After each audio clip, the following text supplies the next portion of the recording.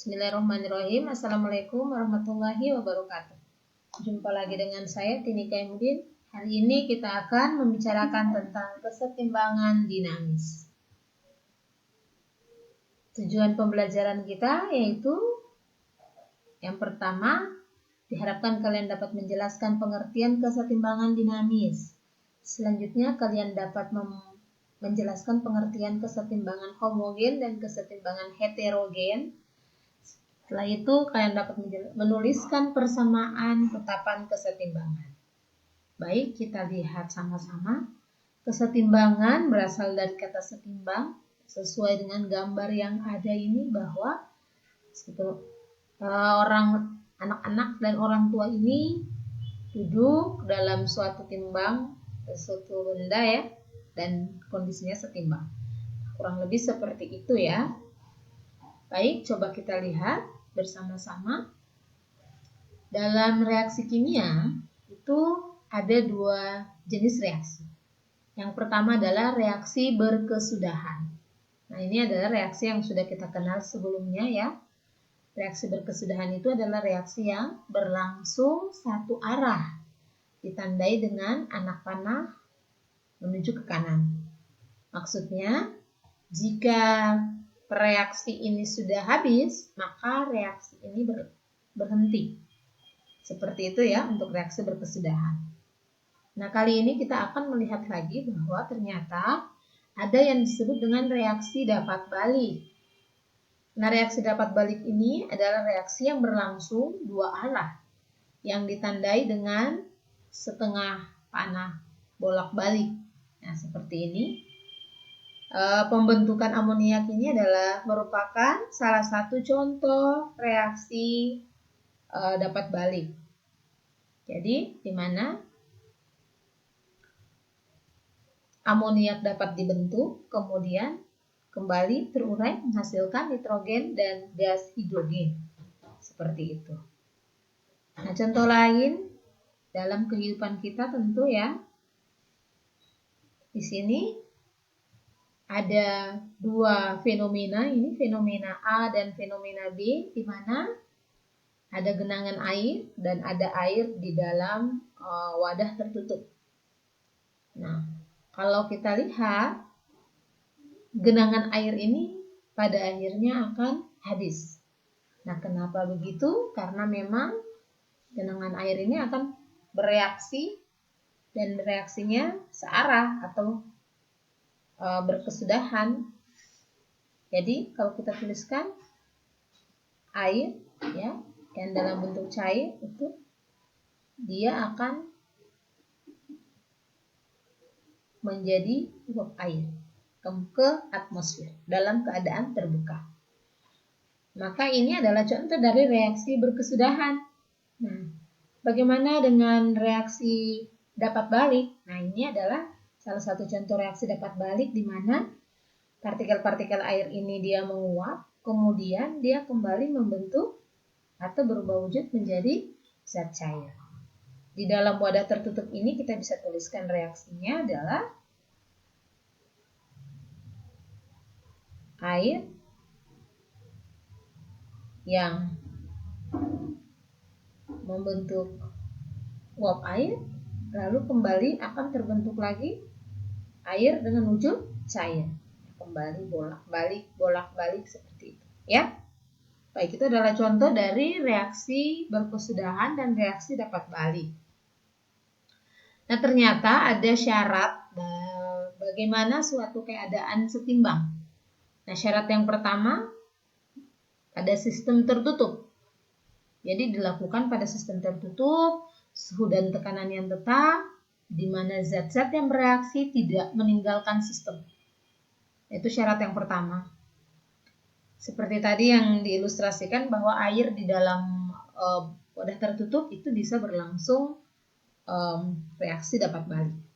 Berikutnya, reaksi berlangsung secara terus-menerus atau dinamis dalam dua arah yang berlawanan. Jadi, tadi sudah dilihat ya. Kemudian laju pembentukan reaksi produk itu harus sama dengan laju pembentukan reaktan. Jadi, kalau kita tuliskan tadi ya,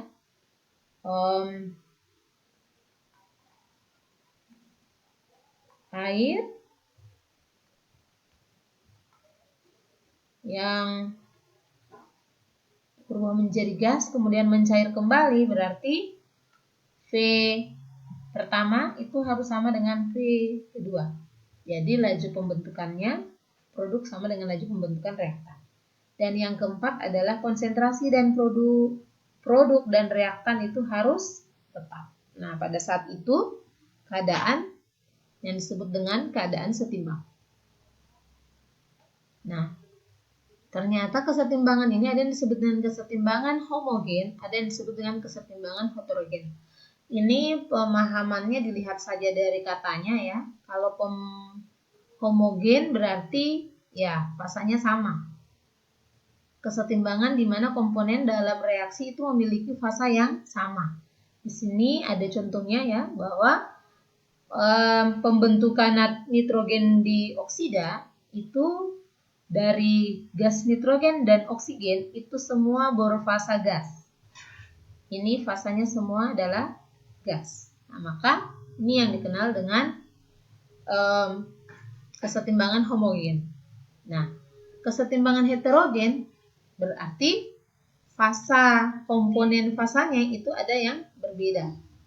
Komponen fasanya ada yang berbeda, ya. Kita coba dulu. Nah, komponen fasanya ada yang berbeda. Contoh misalnya ini penguraian kalsium karbonat, ini fasanya adalah padat. Nah, ini juga padat, ternyata dia juga akan menghasilkan atau melepaskan gas, karbon dioksida. Nah, ini adalah gas. Nah, ini yang dikenal dengan kesetimbangan heterogen. Jadi, bisa dilihat perbedaannya ya. Kalau homogen itu berarti fasanya sama. Dalam reaksi itu, kalau heterogen itu fasanya berbeda. Selanjutnya yang akan dipelajari pada kesempatan kali ini adalah tetapan kesetimbangan. Tetapan kesetimbangan adalah hasil kali konsentrasi setimbang zat di ruas kanan. Nah, di ruas kanan. Dibagi dengan hasil kali konsentrasi setimbang zat di ruas kiri. Yang dipangkatkan masing-masing dengan koefisien reaksinya.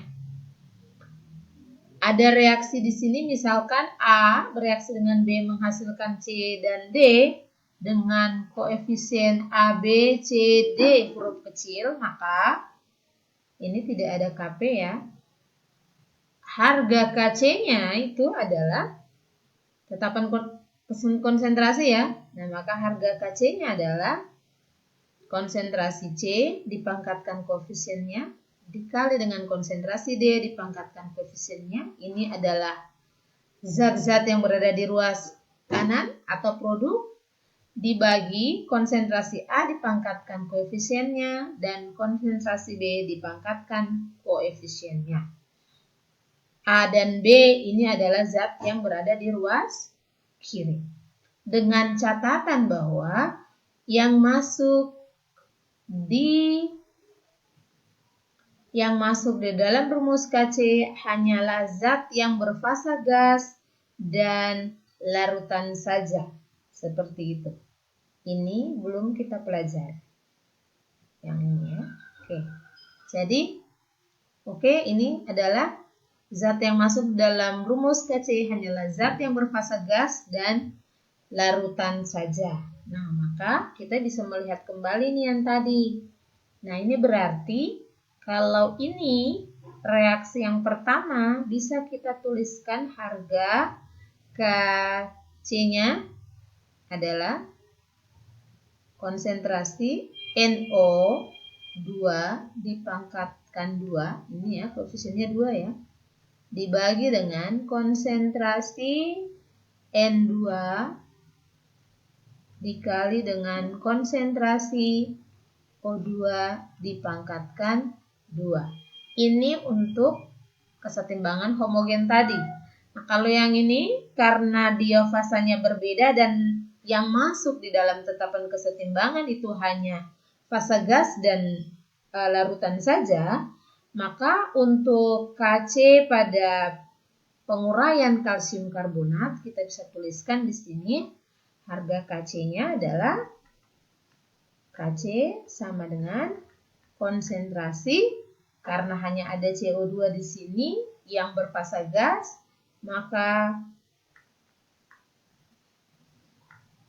CO2 ya seperti ini Kc-nya, harga Kc-nya ya. Jadi bisa dilihat bahwa tetapan kesetimbangan itu hanya untuk yang berfasa gas dan larutan saja. Baik, Ibu rasa sudah cukup untuk kesempatan kali ini. Terima kasih. Assalamualaikum warahmatullahi wabarakatuh.